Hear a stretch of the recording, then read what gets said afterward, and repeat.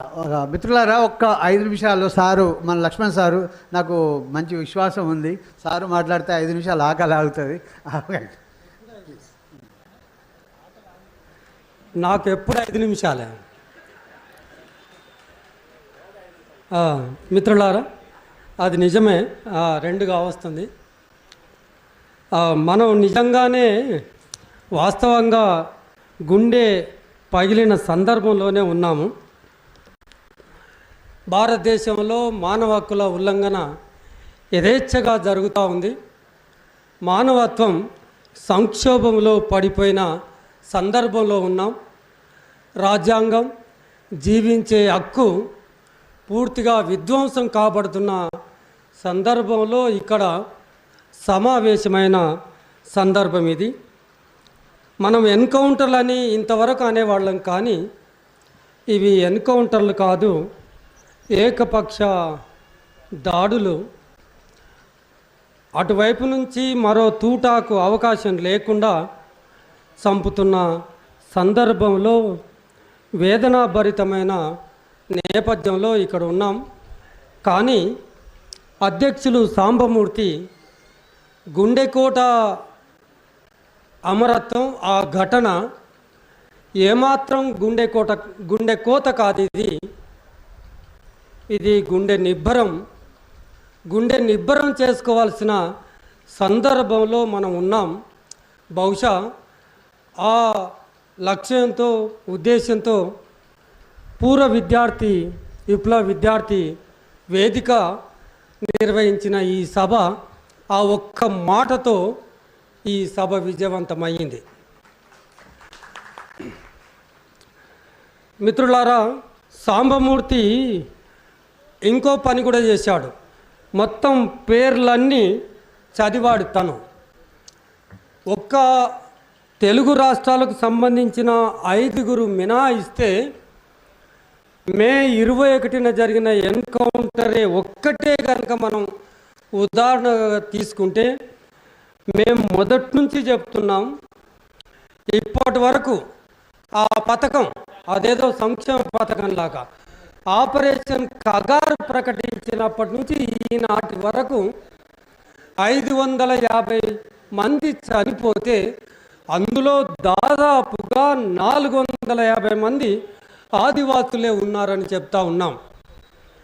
ఇప్పుడు మన ముందు ప్రకటించిన సాంబమూర్తి చేసిన ఆ ప్రకటనలో 28 మందిలో 5గురు మాత్రమే మావోయిస్టులు ఉన్నారు. మిగతా వాళ్ళందరూ ఆదివాసీలు.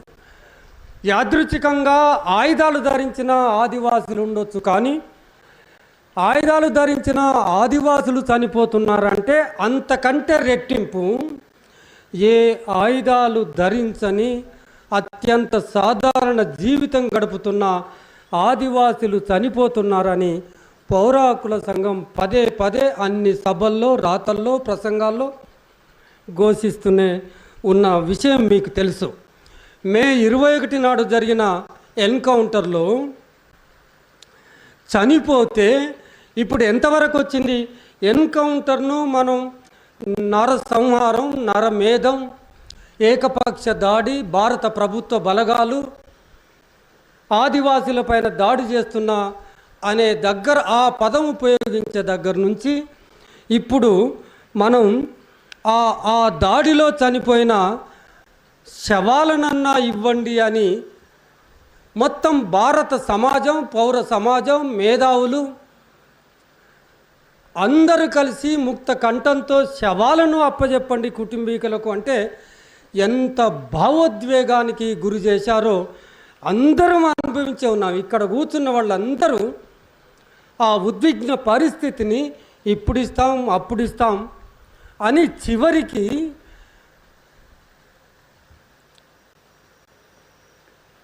మతోన్మాదం అధికారమయ్యి అధికారాన్ని అడ్డు పెట్టుకొని ఫాసిస్ట్గా మారి చంపేసిన శవాలకు కూడా హక్కులు ఉంటాయని మనం చెబుతూనే ఉన్నాం. ఆర్టికల్ 21 చెబుతూనే ఉంది, శవాలను, కుటుంబీకులను బంధించి చంపేసే అధికారం ఎవరిచ్చారని సభా వేదికగా అడుగుతూ ఉన్నాం. ఏ చట్టాలను అనుసరిస్తున్నారు, ఏ రాజ్యాంగ విలువలను కాపాడుతున్నారు, మీరు చరిత్రలో ఎట్లా మిగిలిపోతారు? ఇంత బాహాటంగా చంపేసి కాల్చేస్తే ప్రజల ఆగ్రహానికి తప్పకుండా గురవుతారని మొదటి నుంచి రాజ్యం హింసను నమ్ముకొని ఉన్న రాజ్యానికి మొదటి నుంచి చెబుతూనే ఉన్నాం. ఆ ఆగ్రహం కట్టలు తెంచుకొని పెళ్ళుపుకి 29లో మీకు సమాధి కట్టక తప్పదని కూడా చెబుతూ ఉన్నాం.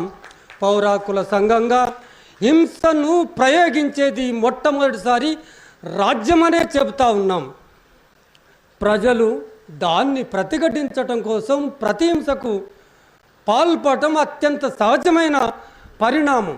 అందుకని మీరు హింసను మానండి అని చెబుతున్నాం.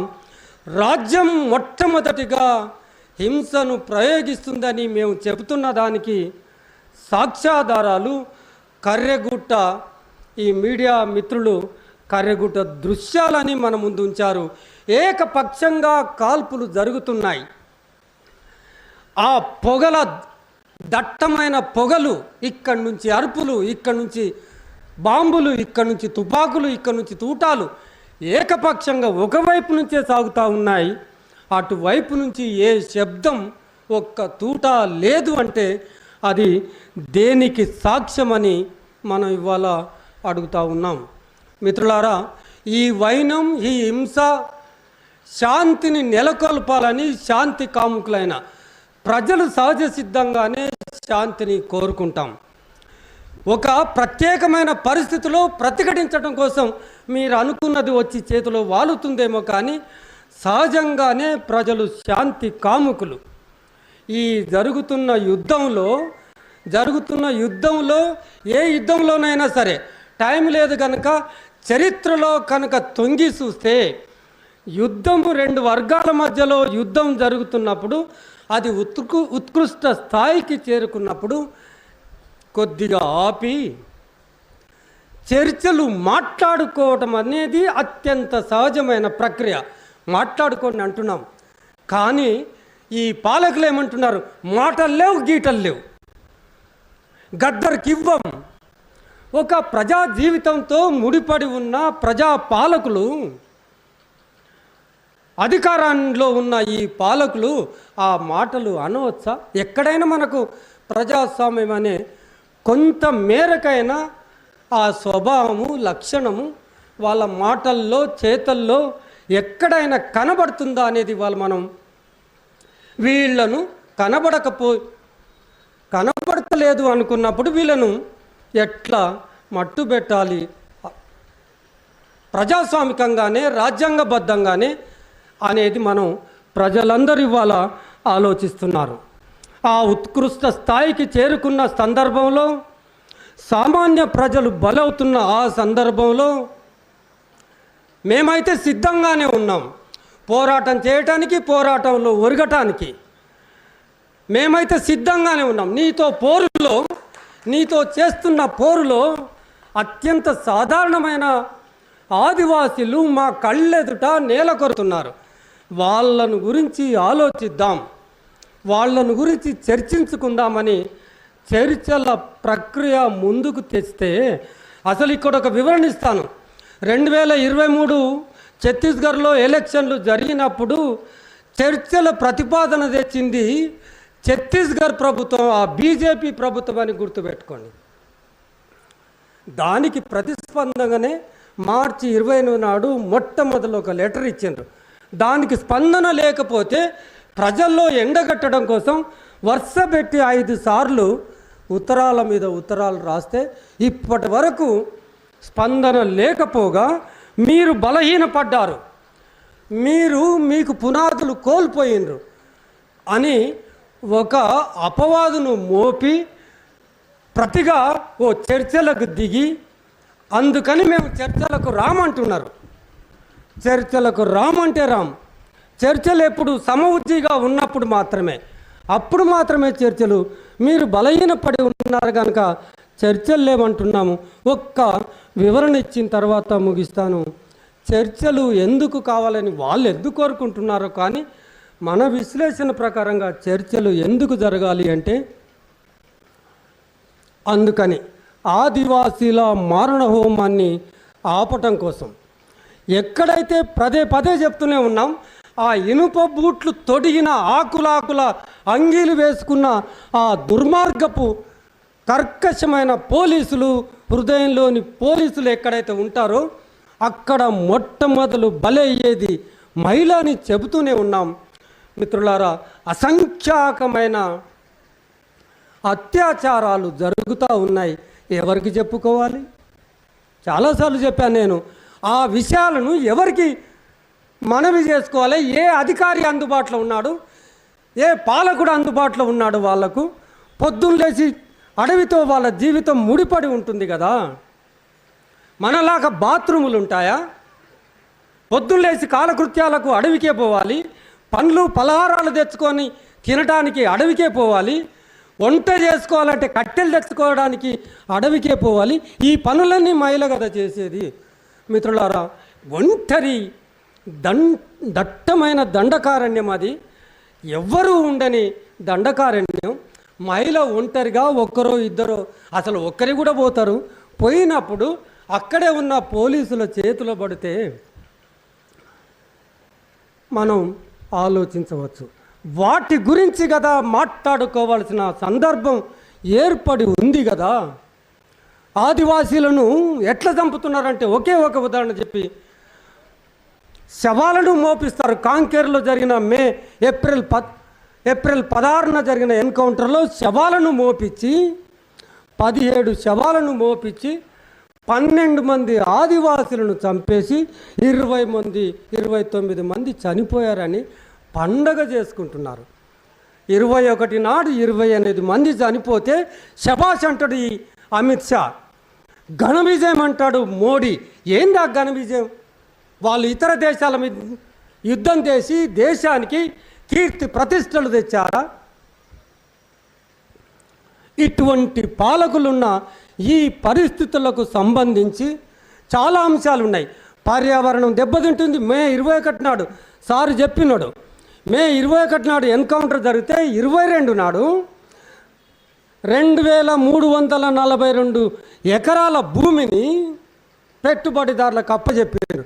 1,20,000 చెట్లు నాశనం అవుతున్నాయి.